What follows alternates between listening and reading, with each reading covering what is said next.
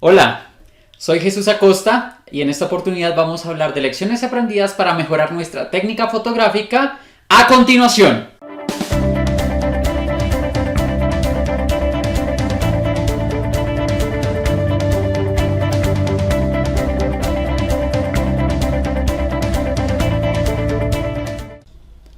Muy bien, dicho todo lo anterior, vamos a entrar en materia.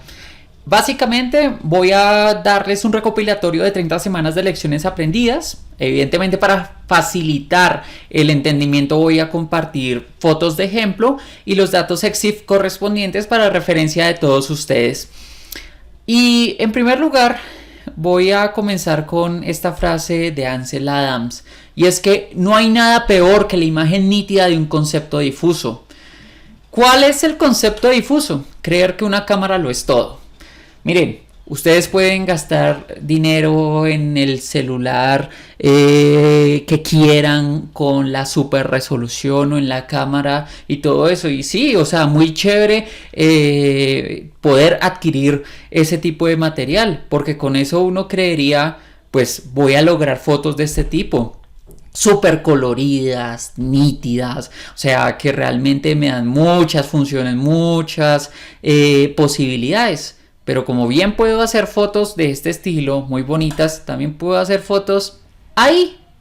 Fotos planas, mal tomadas, con un pésimo manejo de color. Entonces, evidentemente, no importa el equipo, importa es la persona y el mensaje que deseamos transmitir con esa fotografía. Cuando hablamos del concepto difuso es creer que la cámara lo es todo y no. O sea, realmente lo importante acá es que independiente medio que tengamos, es aplicar todos esos conocimientos, técnicas y herramientas que vamos a adquirir durante todo este proceso fotográfico que les puedo decir de una vez, todos los días siempre se seguirá aprendiendo algo en fotografía. Siempre hay mejores técnicas, siempre hay mejores herramientas de revelado. Siempre van a haber mayores alternativas en las que nos permite evolucionar. Por eso este es un proceso continuo. Pero aparte de eso, tenemos que comenzar a tener en cuenta que el truco está en tener un buen flujo de trabajo. ¿Qué quiere decir eso? La fotografía, si bien va a ser el producto final, no van a hacer de la nada. Requiere todo un proceso para llegar a ese resultado que deseamos. Entonces, ¿cuándo o cómo comienza ese flujo de trabajo? Desde la preparación. Preparación entendida como conocer las diferentes capacidades de la cámara, o sea, leer el manual. Por Dios, en esta época los manuales están por internet, si es que no vienen ya directamente en la caja del teléfono o incluso nos lo regala la tienda que nos haya vendido la cámara o el teléfono. O incluso tenemos otros recursos como tutoriales en YouTube y todo eso. ¿Qué es lo que pasa? O sea, lo primero antes de hacer cualquier cosa es conocer qué puede hacer y qué no puede hacer esa cámara, ese recurso. Leámonos el manual. También es súper importante interiorizar conceptos y técnicas fotográficas por medio de la práctica. Y es que aquí es un tema súper importante. Si bien es cierto, de manera instintiva nosotros comenzamos a tomar fotografías, es bueno tener unos conceptos básicos con el fin de componerlas de una forma mucho más efectiva y eficiente, de lograr resultados de calidad de manera constante y estandarizada. ¿Cómo podemos lograr eso? Conociendo diferentes tipos de técnicas, comenzando desde los conceptos básicos como triángulo de la exposición, que es el ISO, que es la apertura, la velocidad de obturación, conocer diferentes herramientas, por ejemplo, para hacer un revelado con Lightroom o con Capture One o con cualquier software, postprocesado con Photoshop, saber usar filtros, saber usar bien un trípode, un poco de conceptos técnicos que nos van a ayudar a mejorar y adaptarnos a diferentes situaciones fotográficas. Y por supuesto, hay que planear cuál será ese objetivo fotográfico, es decir, qué es lo que quiero lograr con esa fotografía.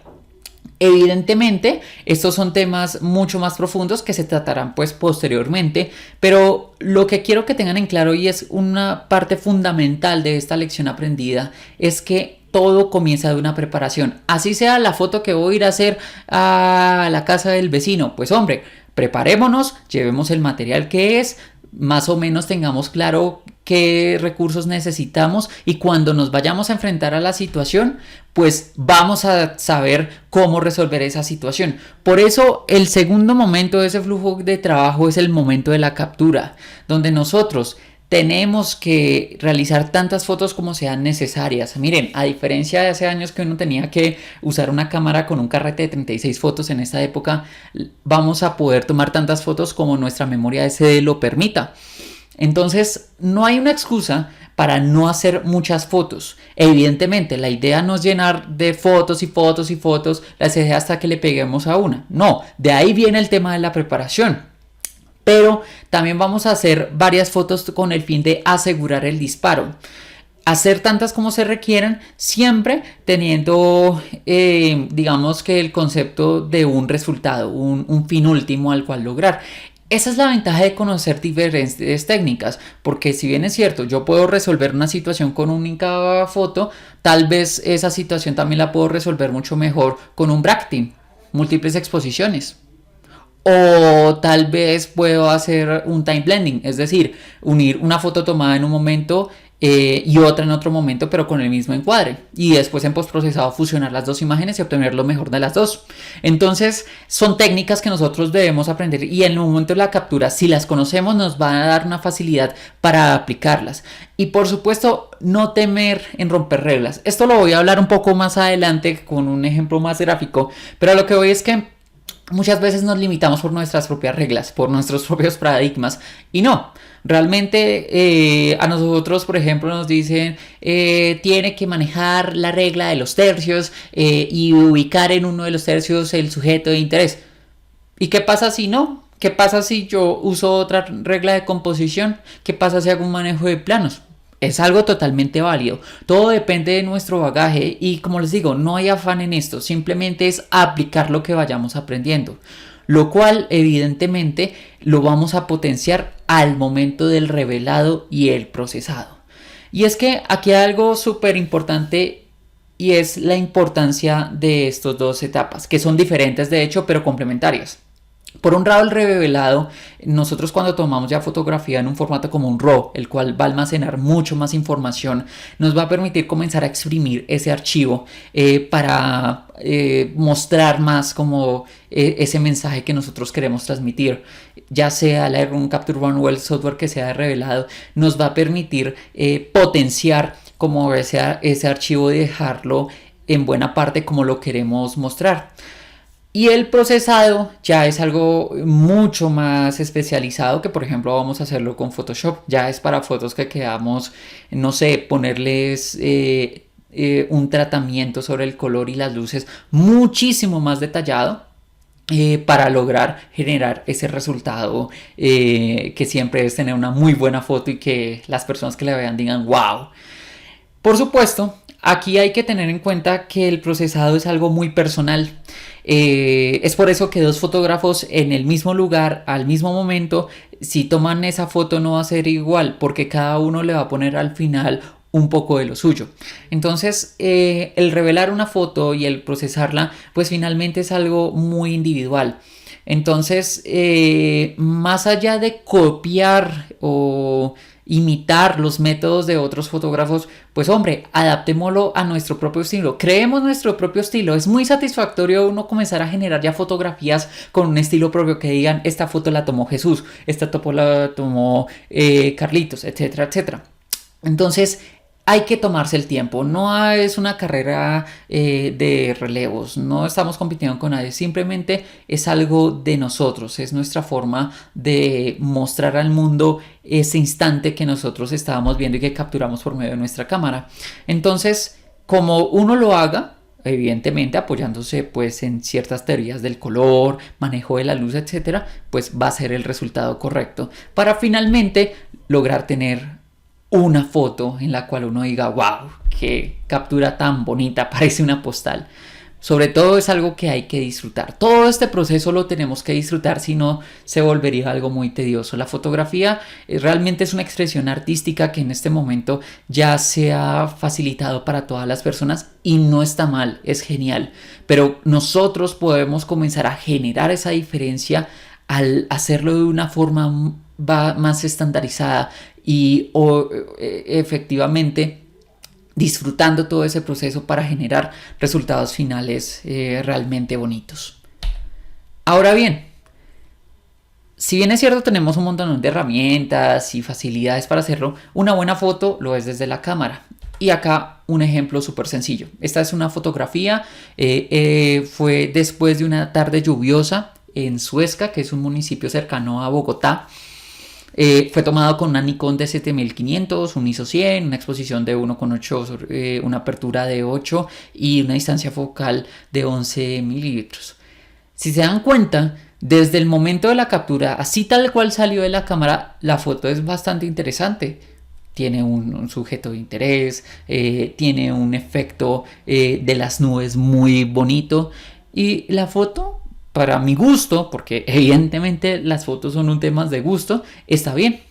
Pero ya en el revelado nosotros vamos a potenciar esa atmósfera. Como se puede observar ya en esta fotografía, vemos cómo la bruma, se hace una combinación, una gama de colores al trabajar con el balance de blancos y con la iluminación, las texturas, para generar más ese efecto, potenciar esos detalles que teníamos en el RAW. Y una vez les aclaro, si bien esto lo hice en postprocesado, pero incluso podemos llegar a tener estos efectos si nos apoyamos en el uso de filtros, por ejemplo, diferentes combinación de filtros. Entonces, el resultado, créanlo y estén seguros que si ustedes desde el primer momento, desde la cámara ya tienen una buena foto, si ustedes le hacen un proceso de revelado y procesado posterior, ya los resultados van a explotar, va a ser maravilloso. Pero si tienen una foto mediocre, evidentemente pues no van a generar un buen resultado. Entonces, más allá de los medios tecnológicos, lo importante es que aprendamos a sacar ese jugo de las fotos, de las situaciones donde estemos, para tener de entrada ya fotos así de buenas, o bueno, no tan malas, para posteriormente generar y potenciar ya fotos que nos hagan generar ese wow, ¿vale? Ahora, no hay que subestimar el poder de las herramientas. Yo he escuchado por ahí algunos, llamémoslos expertos, que dicen que si uno no tiene una cámara con el lente del fabricante y mejor dicho, no va a poder hacer buenos resultados. Y eso muchas veces limita a las personas cuando quieren incursionar en eso de la fotografía. Pero realmente, por ejemplo, este paisaje.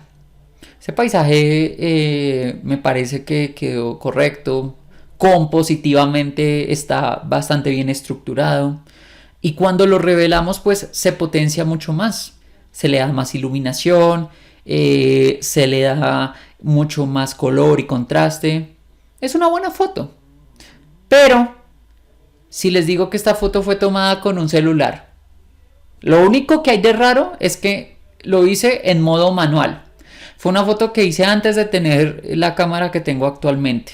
Un Note 8 con un ISO 100, una exposición de 1/1500 y tiene una apertura y una distancia focal fija. Apertura de 1.7 y distancia focal de 4.3.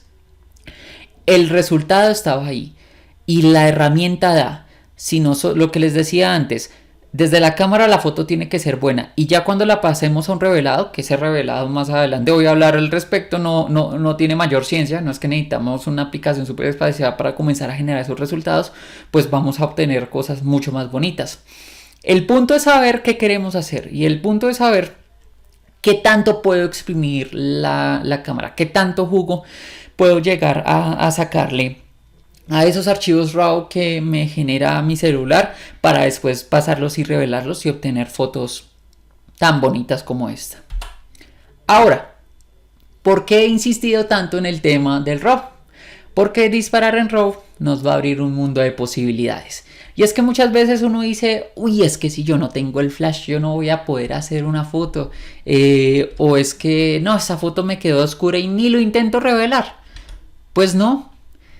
Esta foto fue tomada en la antigua Guatemala, desde el mirador de la Cruz, si mi memoria no me falla se llama así, y fue realmente una foto que, si ustedes ven el RAW, pues uno lo veía, hombre, salió súper oscuro. Sí, efectivamente, mi punto de atención estaba al volcán y ese atardecer tan bonito que estaban haciendo.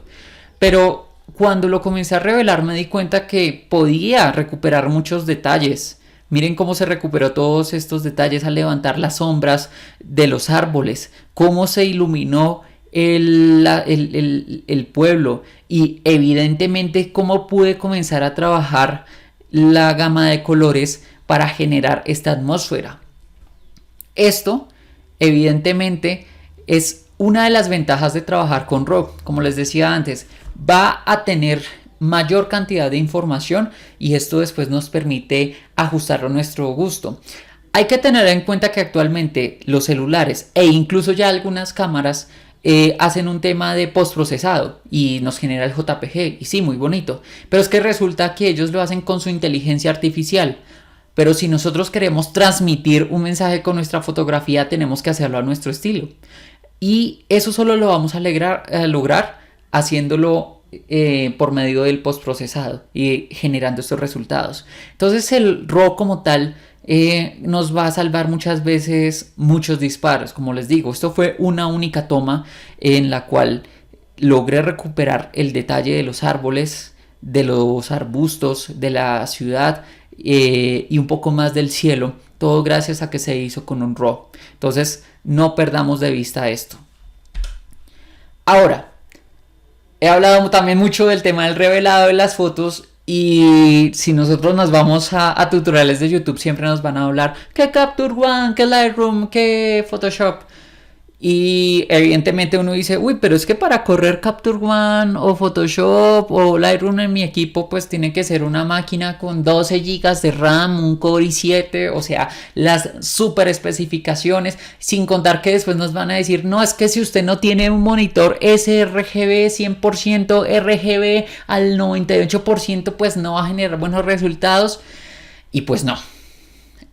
Si nosotros estamos comenzando, o sea, salvo que nos vayamos a dedicar profesionalmente al tema de la fotografía, y les digo, yo no soy profesional, simplemente este es un hobby que me apasiona demasiado y por eso es que he buscado siempre mejorarlo.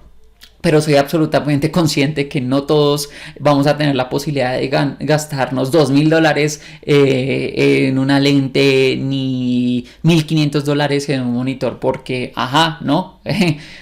Hay otros gastos que hay que cubrir. Pues no nos vamos a limitar por eso, vamos a comenzarlo. Y si ni siquiera tenemos el dinero para comprarnos una licencia, pues trabajemos con aplicaciones gratuitas. Por ejemplo, yo les hablé antes de una foto que tomé con mi Note 8, el celular que tenía anteriormente. Y nosotros trabajando con un RAW y con una aplicación gratuita como es Snapseed, que en serio recomiendo demasiado porque las capacidades son muy amplias a pesar de ser una aplicación gratuita y de móvil, pues nos permite generar resultados bastante interesantes. Esta foto, por ejemplo, yo quería era destacar el amarillo de las flores. Esta fue una foto que tomé en la esquina de la casa. Y noten que soy capaz de aislar los colores y de resaltar solo las flores amarillas, tanto las del árbol como las del suelo. Y esto se logró con un celular y no es que me haya dedicado la cantidad de horas, es algo muy sencillo.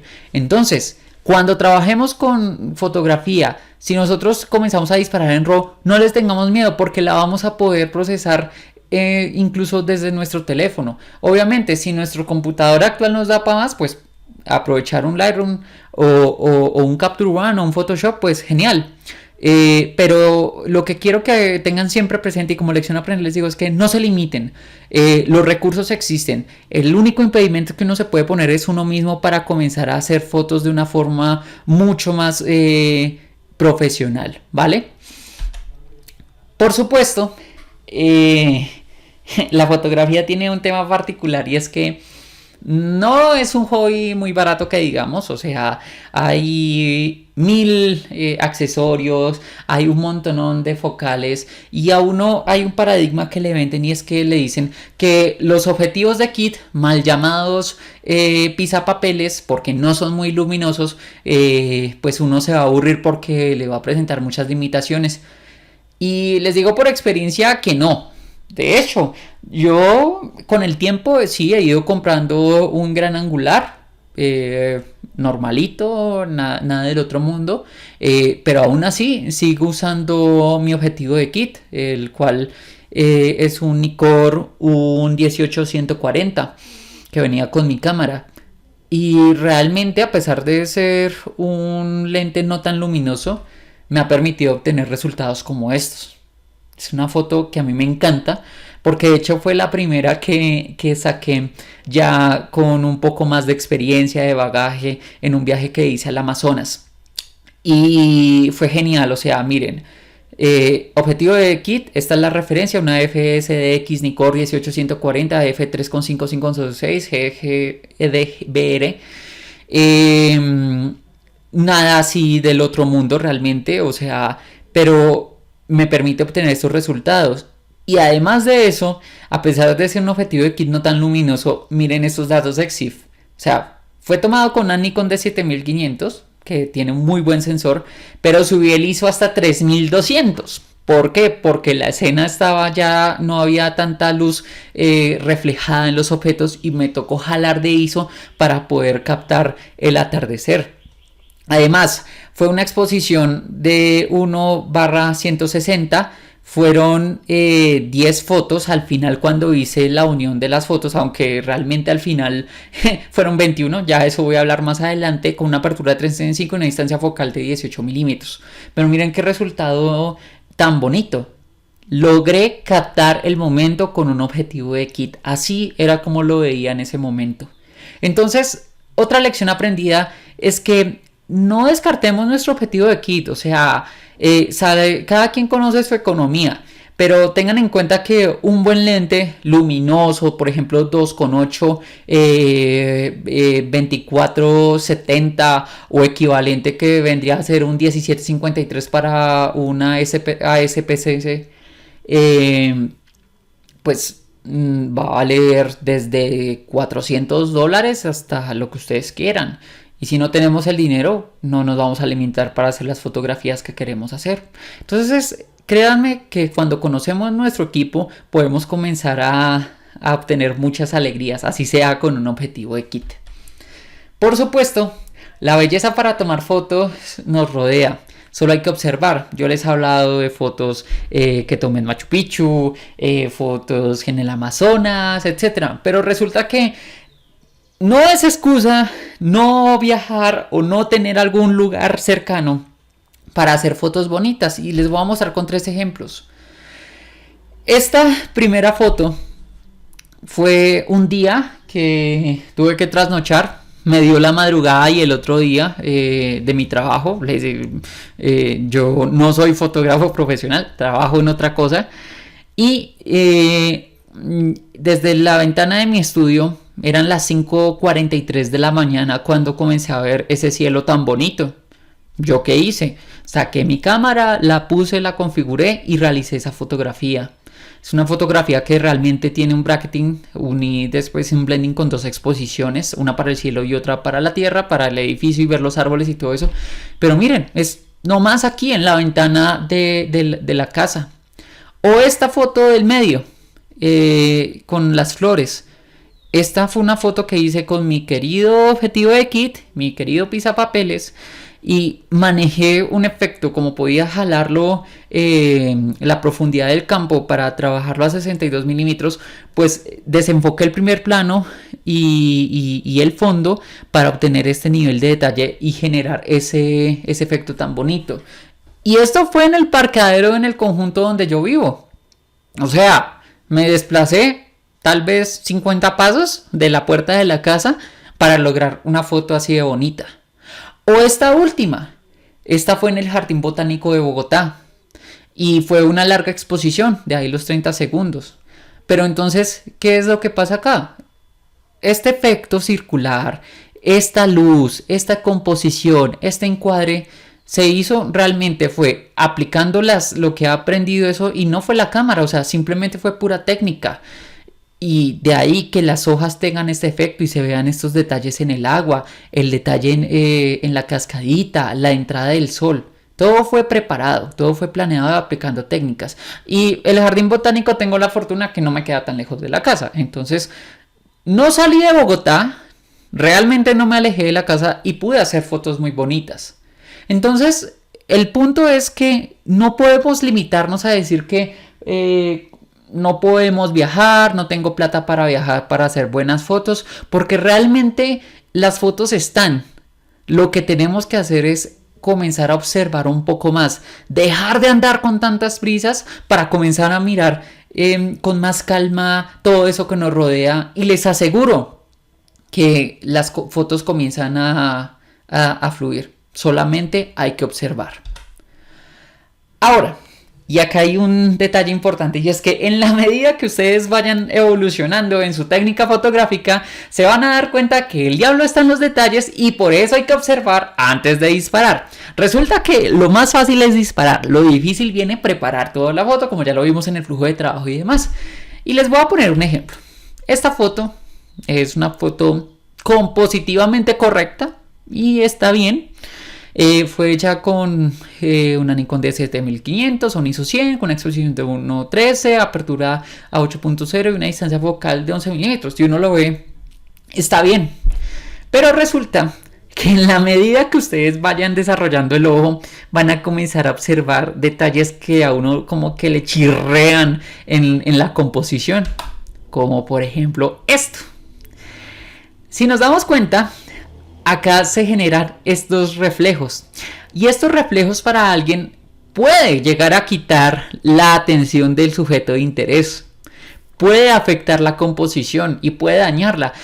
Estos reflejos se pueden evitar y acá fue un error mío porque lo podía haber evitado si hubiese movido un poquito más el encuadre o levantado un poco más la cámara. Y recuerdo que estaba casi al ras del suelo. Pero no me fijé bien y en ese momento me quedaron esos detallitos. Entonces vamos a aprender que a medida que nuestro ojo se va entrenando ya vamos a comenzar a detectar que no nos cuadra y que sí. Y que si lo podemos eliminar directamente antes de hacer la toma, pues lo eliminamos. ¿Cómo se puede haber eliminado eso? Usando un filtro polarizador. Que sí, que vuelve y juega, que los accesorios para fotografía no son baratos, pero ya cuando comenzamos a avanzar un poco más en la técnica, comenzar a ahorrar para tener ese tipo de accesorios nos va a ayudar mucho a generar esos resultados de manera más rápida. Entonces este tipo de detallitos sí nos comienzan a chirrear un poquito más las fotos, como otro que vamos a hablar más adelante respecto al uso de cosas muy baratas. Pero bueno, el punto acá está en que los detalles son importantes. Cuando ustedes hagan una fotografía necesitan observar todos esos detalles compositivos que la conforman. No enfocarse solo en el sujeto de interés, hay que observar todos los detalles, las hojas, la basurita que haya, que el agua, todo ese tipo de cosas para evitar este tipo de errores, estos tipos de reflejos o los flare o cualquier otro tipo de error, pues que ya en su momento hablaré en videos puntuales para esos temas, ¿vale?